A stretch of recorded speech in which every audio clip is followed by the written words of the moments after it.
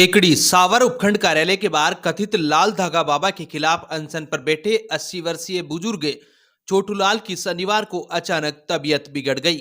उन्हें एम्बुलेंस की सहायता से सावर अस्पताल में भर्ती कराया गया, जहां से प्राथमिक उपचार के बाद केकड़ी जिला अस्पताल रेफर कर दिया गया। देर शाम उन्हें जिला अस्पताल के आईसीयू वार्ड में भर्ती किया गया है, जहां उनका उपचार जारी है। बुजुर्ग छोटूलाल और उनकी पत्नी सायरी देवी पिछले 4 दिनों से अनशन पर बैठे हैं। उनके परिवार के सदस्य भी इस विरोध प्रदर्शन में शामिल हैं। यह दंपति और उनके परिजन 500 साल पुराने भेरूजी मंदिर को तोड़ने के मामले में कथित लाल धागा बाबा की गिरफ्तारी की मांग कर रहे हैं। दंपति का कहना है कि जब तक उन्हें न्याय नहीं मिलेगा वे अनशन समाप्त नहीं करेंगे। वे पिछले 9 दिनों से लगातार धरना प्रदर्शन और 4 दिनों से अनशन पर हैं, लेकिन प्रशासन द्वारा कोई सुनवाई नहीं की गई है। वे सर्दी में रात भर एसडीएम कार्यालय के बाहर सड़क किनारे बैठे हैं। अनशन के चौथे दिन एक मेडिकल टीम ने बुजुर्ग दंपति का स्वास्थ्य परीक्षण किया था। टीम ने परिजनों को बुजुर्ग को अस्पताल में भर्ती कराने की सलाह दी थी, लेकिन परिजनों ने उस समय मना कर दिया था। शनिवार शाम को छोटूलाल की तबीयत ज्यादा बिगड़ गई, जिसके बाद उन्हें अस्पताल ले जाया गया। सावर पुलिस थाने के एक कांस्टेबल 108 एम्बुलेंस के जरिए बुजुर्ग को केकड़ी अस्पताल लेकर पहुंचे। इस बीच बुजुर्ग महिला सायरी देवी अभी भी अपने परिवार के साथ अनशन पर बैठी है। बुजुर्ग दंपति और उनका परिवार पुलिस प्रशासन पर कथित लाल धागा बाबा के प्रभाव में आकर उनके पुत्र सत्यनारायण पर द्वेषतापूर्ण कार्रवाई करने का आरोप लगा रहा है।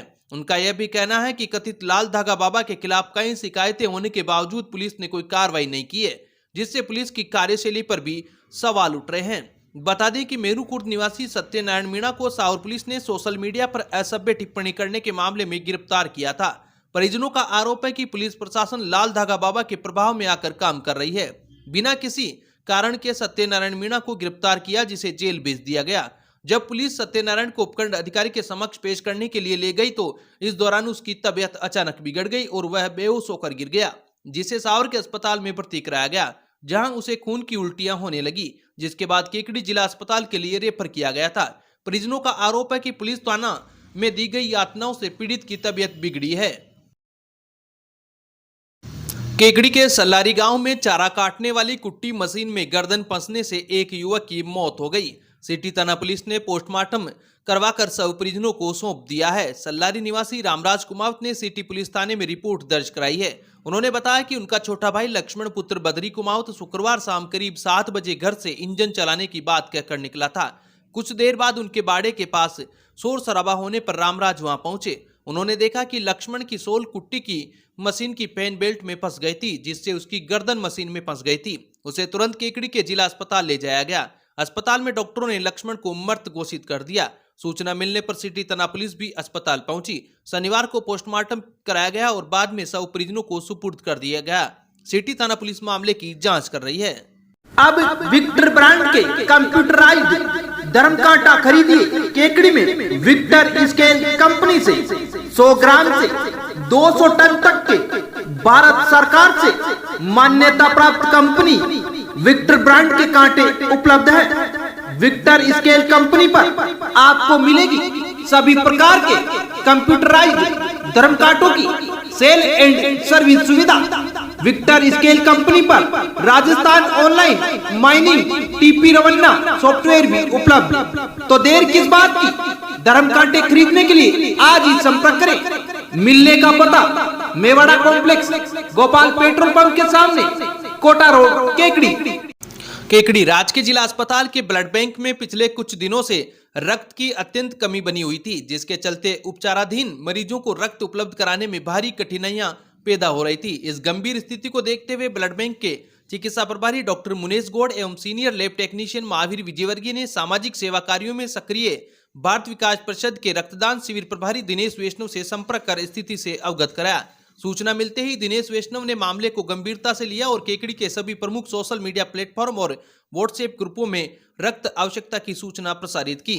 इस अपील का असर दिखा और प्रेरित होकर शहर के कई रक्तवीर तुरंत ब्लड बैंक पहुंचकर स्वेच्छा से रक्तदान के लिए आगे आए। इनमें सबसे प्रेरणादायक उदाहरण रहा केकड़ी के बलाई मोहल्ला निवासी शिक्षक शंकर लाल बलाई और उनके बेटे प्रभात बलाई का।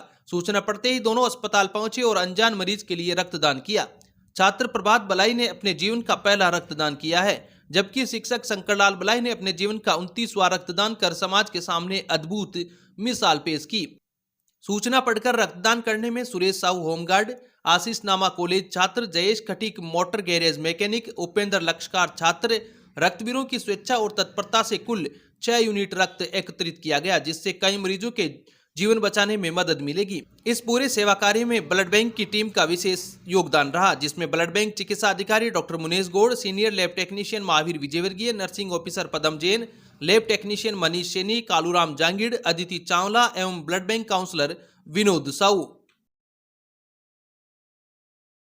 केकड़ी के राजकीय महाविद्यालय में मतदाता साक्षरता क्लब के तत्वावधान में SIR जागरूकता कार्यक्रम आयोजित किया गया। कार्यक्रम में डॉक्टर नीता चौहान ने विद्यार्थियों को SIR के उद्देश्यों, प्रक्रिया और इसके महत्व के बारे में विस्तृत जानकारी दी।